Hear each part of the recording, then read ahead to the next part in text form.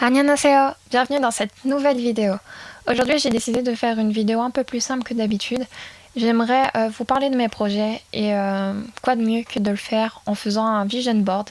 J'espère que ça vous plaira et je vous fais des gros bisous et je vous souhaite un joyeux Noël. Bien sûr, pour commencer cette vidéo, j'ai choisi dès le départ le plus gros projet et le plus grand rêve que j'ai, qui est de voyager en Corée. La plupart du temps, je faisais des petits voyages dans les pays voisins, etc. Et un jour, je suis partie en Thaïlande, donc un de mes plus grands voyages que j'ai fait, et j'ai adoré le choc culturel qu'il y avait là-bas. Suite à ces nombreux dramas, aux réseaux sociaux, parce que je me suis informée, j'ai parlé avec des personnes qui étaient coréennes, etc. Et j'ai trouvé leur mode de pensée très intéressante, etc. Et leur culture très intéressante aussi. Et c'est pour ça que j'ai ce rêve justement de passer la frontière du drama, de la télévision et le vivre réellement. Donc ça serait l'un de mes plus grands rêves. Et celui, bien sûr, si le pays me plaît, parce que c'est très important quand on veut faire ce que je veux faire, c'est d'y habiter là-bas. Voilà. Donc si la pensée là-bas, la culture me plaît, me correspond, j'aimerais y vivre. Passons à un autre projet. Ça, c'est aussi l'un de mes plus grands projets. Je suis une fanat de bibliothèques. Mais quand je vous dis de bibliothèques, je suis une fanat des vraies bibliothèques. J'ai une passion depuis toute petite pour les livres, pour les ouvrages anciens, etc. Et je voudrais avoir une bibliothèque dans ma maison. Une vraie. Voilà. Le troisième est plus un objectif que je me fixe. Celui de m'améliorer et surtout de ne pas lâcher ce que je fais. Comme vous avez pu le voir, j'ai de nombreux projets qu'il faut que je réussisse à tout prix. Et pour ça, il faut que je m'améliore constamment. Ne pas lâcher prise parce que, par exemple, on a fait une petite erreur quelque part, etc. Et je trouve ça tellement dommage parce qu'il y a tellement de projets que chacun d'entre nous, on peut donner tout simplement aux autres. Même un petit projet en soi, ça fait toujours plaisir. Et je sais que c'est ce que j'essaye de faire sur ma chaîne. C'est faire des petits projets au fur et à mesure pour construire un plus gros projet par la suite avec vous. Cette quatrième image symbolise deux choses importantes. Tout d'abord, s'accepter soi-même, s'aimer soi-même. Et c'est ce que j'essaye au fur et à mesure de faire sur mon Instagram. Voilà, il y a quelques temps, j'avais du mal pour me prendre en photo. Et aujourd'hui, c'est devenu une vraie passion de m'habiller, de me maquiller, de prendre des jolies photos. Ça aide énormément, ça aide à positiver et ça aide à réaliser des rêves parce qu'il y a certaines personnes qui n'osent pas et j'aimerais que justement ces personnes-là osent faire des choses qu'ils n'ont jamais osé faire parce qu'ils avaient peur d'être mal vus, etc. Et je trouve ça très important de s'aimer, de pas renvoyer une image négative de soi et toujours positiver. Aujourd'hui, j'ai envie d'être jolie, alors je serai jolie. Et si j'ai envie de me prendre en photo, je me prends en photo. C'est pas un côté narcissique, c'est le fait de se sentir bien dans son corps. La deuxième chose que symbolise cette image est bien sûr le cinéma. Scarlett Johansson, qui est actrice que j'adore particulièrement. Et j'aimerais justement pouvoir faire des projets de cinéma, des mini courts-métrages, tester l'acting, comme on dit. Et c'est une partie qui m'a beaucoup plu déjà dès que j'étais petite. J'aimais prendre la peau d'un personnage et je le fais notamment en doublant. Mais cette fois, j'aimerais vous proposer un contenu plus réel sous un format de mini court-métrage et j'en ai déjà des petites idées. Cette cinquième image représente la peinture et le dessin. Comme vous pouvez le savoir, je pratique beaucoup le dessin ou la peinture. Et j'ai de millions de projets en tête, que ce soit pour le dessin ou de la peinture. Sachant que très bientôt, je vais ouvrir ma société de peinture. Donc là, c'était un projet que j'attendais impatiemment. Et aussi pouvoir m'améliorer dans le dessin parce que j'ai des bases de dessin, j'ai des bases de peinture, mais j'aimerais justement progresser, vous proposer plus de contenu. Je sais que j'apprécie beaucoup le réalisme dans la peinture, etc. Mais c'est des techniques que je n'ai pas encore appréhendées et que j'aimerais justement faire évoluer mon dessin en quelque chose d'autre ou mettre en scène justement mes dessins, ma peinture, etc. La sixième image représente un projet que j'ai déjà terminé, un projet que je souhaite continuer par ailleurs, et des petits projets que je vous ai déjà postés sur ma chaîne YouTube. Et c'est donc l'écriture. Comme vous pouvez le savoir, j'écris beaucoup. Je réalise beaucoup de vidéos en audio sur des textes que j'ai déjà écrits. Et là notamment, il y a quelque chose de plus gros que je suis en attente impatiemment depuis le mois de juin. Voilà, j'ai écrit un livre et je souhaite le publier. Ça a été accepté par 2 maisons d'édition, mais malheureusement, n'ayant pas les moyens, je n'ai pas pu le publier. Mais j'espère justement que cette année, ça sera la bonne année pour pouvoir le publier. J'ai aussi des petits projets d'écriture à côté, donc celui que je vous ai notamment parlé, un projet de mini court-métrage d'animation que j'espère pouvoir vous publier sur YouTube en octobre. Et pouvoir aussi finir mon manga puisque j'ai commencé à écrire le script du manga.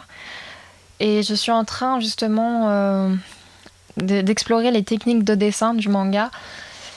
Et pour ça aussi, j'ai des petites formations qui vont arriver d'ici janvier jusqu'en mars où ça sera vraiment sur de l'animation, du dessin, etc. qui sera vraiment énormissime.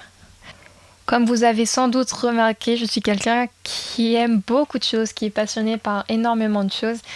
Et là, c'est notamment la danse. Voilà, depuis toute petite, j'ai pratiqué la danse. J'ai adoré ça. Et en fait, j'aimerais continuer dans mes activités personnelles et pourquoi pas faire des vidéos sur mes améliorations, parce que je ne suis pas non plus une diva de la danse. Mais pourquoi pas faire des vidéos où je montre mes améliorations, etc. Et j'espère pouvoir reprendre des cours de danse. Pas cette année malheureusement avec le Covid, mais très bientôt, et pour pouvoir vous proposer des contenus de danse, pourquoi pas. Ou plutôt un contenu ridicule avec une présence importante de chutes et de blessures en tout genre. Cette photo est à mon sens la plus importante de ma storyboard. C'est celle qui représente le partage avec les personnes qui m'entourent, le partage avec les passionnés, pouvoir s'améliorer dans un groupe. Parce qu'on n'est pas seul, il y a des gens qui nous entourent, il y a des gens qui sont passionnés et il y a des gens qui seraient ravis de nous aider. Et c'est ce que j'ai pu voir dans de nombreux projets. Et c'est ça je trouve vraiment formidable de pouvoir compter sur des personnes qui ont la même passion que vous, qui ont les mêmes partages et qui pourtant n'ont rien à faire. C'est pas leur métier, etc. Mais juste pour aider, etc. Et je m'en souviens qu'on en avait parlé avec une amie. Comme quoi on voulait ouvrir un groupe spécialement dédié à ça, où les jeunes se regrouperaient et partageraient leurs projets, et pourquoi pas créer un projet ensemble. Et je pense que avec cette chaîne YouTube, c'est ce qu'on pourrait faire, et c'est ce que j'attends avec impatience. Aujourd'hui, ce qu'on ressent dans notre société, c'est que les jeunes doivent toujours être les meilleurs, toujours se surpasser, toujours être meilleurs que les autres, et ça crée de la concurrence que j'ai pu voir à la fac malheureusement. À se marcher dessus, et je pense que ça dévalorise énormément notre société, et que partager justement ces moments avec des jeunes qui sont passionnés et sans pour autant avoir cette pression constante derrière. Comme je vous l'ai dit précédemment, un de mes projets c'est de faire un film d'animation, et ça serait donc Le Monde d'Aylan qui sortira en octobre, et j'espère pouvoir vous le terminer d'ici octobre. Et pourquoi pas par la suite vous en proposer d'autres, même si un film d'animation ça met beaucoup de temps à produire. Pourquoi pas vous en faire au moins un par année, au moins un mini court-métrage. Et donc du coup voilà, pour cette image. On ne se serait pas douté de cette image une seconde. Bien sûr, le chant c'est une de mes passions principales dans la vie. C'est ma philosophie de vie. La chanson, la musique, etc. c'est quelque chose qui me passionne depuis que je suis petite, depuis que je suis un petit bébé. Voilà, j'ai écouté beaucoup de musique quand j'étais petite, limite je n'en décrochais pas. Chanter, pareil, ça a toujours été une activité que j'adorais et que j'adore toujours. Et donc l'objectif serait de continuer à chanter, continuer à progresser, voilà, notamment en prenant des cours de chant. Mais surtout, pouvoir visiter d'autres frontières, parce que je fais beaucoup de chansons douces, parce qu'apparemment j'ai une voix très apaisante. Et je rigole parce qu'il y a quelques jours, j'ai chanté une chanson que j'ai enregistrée et qui va sortir bientôt, où je rappe. J'étais vraiment mort de rire quand j'ai enregistré le truc, parce que une voix comme moi pour chanter du rap, c'était pas ça, quoi. Mais voilà, pouvoir expérimenter, faire autre chose que des chansons douces, etc. et progresser. Et c'est enfin fini pour les objectifs. Heureusement, parce que je pense que s'il y en aurait eu plus, j'aurais pas réussi en une année. Mais c'était vraiment cool de vous en parler, vous montrer un peu plus qui je suis, ce que j'aime faire, etc. Mes projets futurs. Et voilà, je suis contente parce que la plupart du temps, il y a des personnes qui m'envoient un petit message privé, des personnes qui m'envoient des commentaires pour m'encourager, pour me féliciter, pour me dire ce que je pourrais améliorer. Et ça, c'est vraiment magnifique. Je vous remercie beaucoup. Vous êtes encore nombreux à vous être abonnés et j'espère que vous serez encore nombreux à vous abonner à ma chaîne. Et d'ailleurs, juste à titre informatif, avant d'ouvrir cette chaîne, j'ai longuement hésité à le faire parce que j'avais peur du regard des gens, j'avais peur qu'on juge mon travail, etc. Et en fait, en faisant ces vidéos, je vois que du positif. Des gens qui sont emballés par ce que je fais, même si c'est des petits projets. J'ai même eu une petite interview, voilà, je suis déjà connue. À 36 abonnés, je suis déjà connue. J'ai une interview d'une grande journaliste. Et donc du coup, c'est un plaisir, voilà, je peux aider les gens. N'hésitez pas, même vous, si vous avez des projets, il y a toujours des choses qui peuvent m'intéresser, etc. Et pouvoir vous aider par la suite aussi, si vous avez une chaîne ou si vous voulez faire des courts-métrages, etc. Tout est bon à prendre, une interview, un truc, tout ce que vous voulez. Parce que c'est vraiment agréable de pouvoir s'entraider. Et donc du coup, voilà, comme je vous l'ai dit, il y a beaucoup de projets qui vont venir, beaucoup de projets que là je suis en train d'écrire justement sur cette vision board, notamment Nouvelle Ère, qui j'espère sortira bientôt, en espérant fortement. Plusieurs petites histoires que j'ai écrites, la suite de Moon, plein de choses voilà, qui sont à venir en 2021 et que je suis fière de pouvoir vous présenter dans cette vidéo. Peut-être qu'elles se feront, peut-être qu'elles se feront pas. Tout reste à écrire.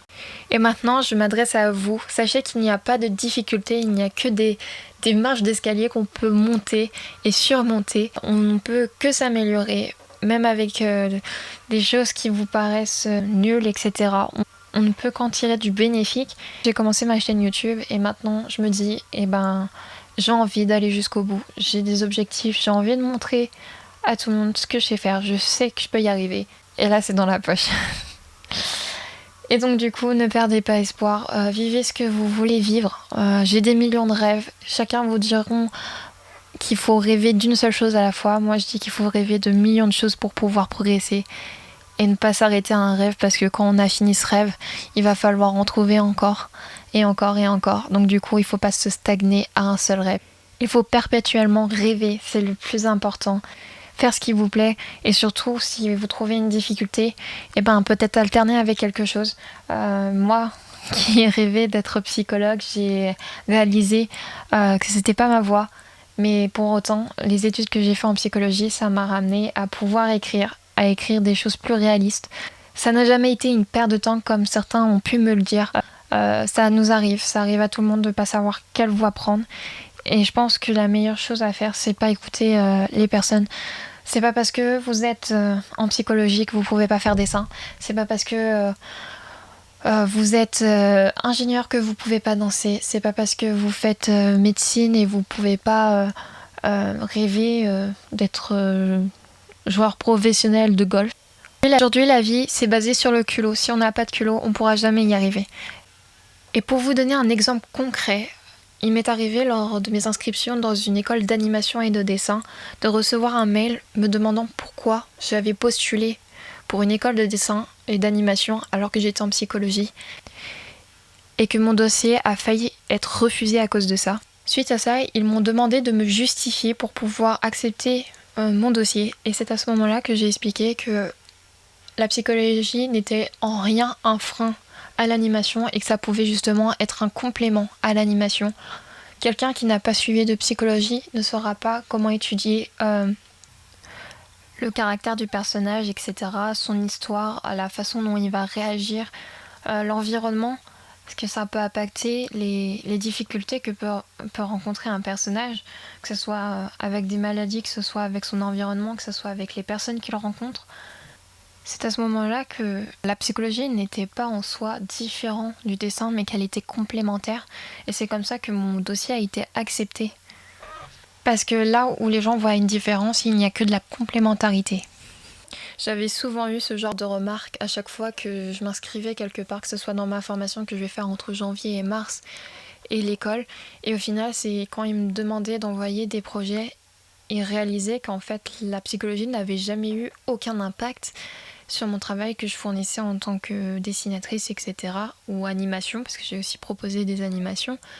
Et au final, ils m'ont accepté justement parce que c'était en adéquation et c'était juste un truc de fou parce que pour démontrer le contraire que le fait que j'avais fait des études en psychologie n'impactait pas mon dessin et que ça pouvait donner quelque chose de plus à mes dessins, bah c'est juste cool.